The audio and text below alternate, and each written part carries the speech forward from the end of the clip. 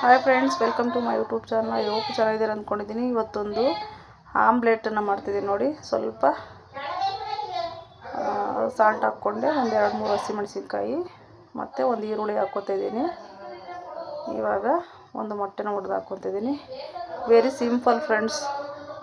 ಇದು side dish ಆಗಿ ತುಂಬಾ ಚೆನ್ನಾಗಿರುತ್ತೆ, ರಸದ ಜೊತೆ, ದಾಲ್ ಜೊತೆ ಎಲ್ಲ. ಇವಾಗ ಮಿಕ್ಸ್ ಮಾಡ್ಕೊಳ್ಳೋಣ. ಚೆನ್ನಾಗಿ ಮಿಕ್ಸ್ ಮಾಡ್ಕೊಂಬಿಟ್ಟು ತವ ಮೇಲೆ ಹಾಕಿದ್ರೆ ಆಮ್ಲೆಟ್ ರೆಡಿ. ಸೂಪರಾಗಿರುತ್ತೆ ಸೈಡ್ ಡಿಶ್ ಆಗಿ ನೋಡಿ. ಇವಾಗ ನಾನು ಹಾಕ್ತಾಯಿದ್ದೀನಿ. ಈ ವಿಡಿಯೋನ ಒಮ್ಮೆ ಟ್ರೈ ಮಾಡಿ ನೋಡಿ, ಹೇಗೆ ಬಂತು ಅಂತ ಹೇಳ್ಬಿಟ್ಟು ನನಗೆ ಲೈಕ್ ಮಾಡಿ, ಶೇರ್ ಮಾಡಿ, ಸಬ್ಸ್ಕ್ರೈಬ್ ಮಾಡಿ ನೋಡಿ. ಇವಾಗ ಹಾಕ್ತಾಯಿದ್ದೀನಿ.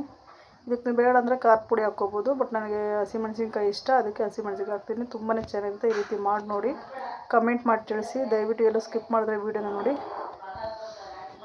ಇವಾಗ ಚೆನ್ನಾಗಿ ಬೇಯಿಸ್ಬಿಟ್ಟು ಉಲ್ಟಾ ಹಾಕಿದ್ರೆ ಆಮ್ಲೆಟ್ ರೆಡಿ ಫ್ರೆಂಡ್ಸ್. ಓಕೆ, ಮೇಲೆ ಬೇಕಂದರೆ ಎಣ್ಣೆನ ಹಾಕ್ಕೊಳ್ಳಿ ಸ್ವಲ್ಪ. ತುಂಬಾ ಚೆನ್ನಾಗಿರುತ್ತೆ ಸೈಡ್ ಡಿಶ್ ಆಗಿ, ಸಖತ್ತಾಗಿರುತ್ತೆ. ಒಮ್ಮೆ ಟ್ರೈ ಮಾಡಿ ನೋಡಿ. ಇವಾಗ ಉಲ್ಟಾ ಹಾಕಿದ್ರೆ ರೆಡಿ. ಸ್ವಲ್ಪ ಕಿತ್ಕೊಂತು ಅಡ್ಜಸ್ಟ್ ಮಾಡ್ಕೊಳ್ಳಿ.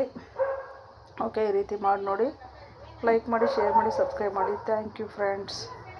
ನೋಡಿ, ಎರಡು ಕಡೆ ಈ ಥರ ಬೇಯಿಸಿದ್ರೆ ಬೇಳೆ ಸಾರು ಜೊತೆ, ರಸಮ್ ಜೊತೆ ಸೂಪರಾಗಿರುತ್ತೆ. ಇಲ್ಲ ನಾರ್ಮಲಾಗಿ ಸುಮ್ಮನೆ ತಿಂತೀವಿ ಅಂದರೂ ನೀವು ಮಾಡ್ಕೊಂಡು ಈ ಥರ ತಿನ್ಬೋದು.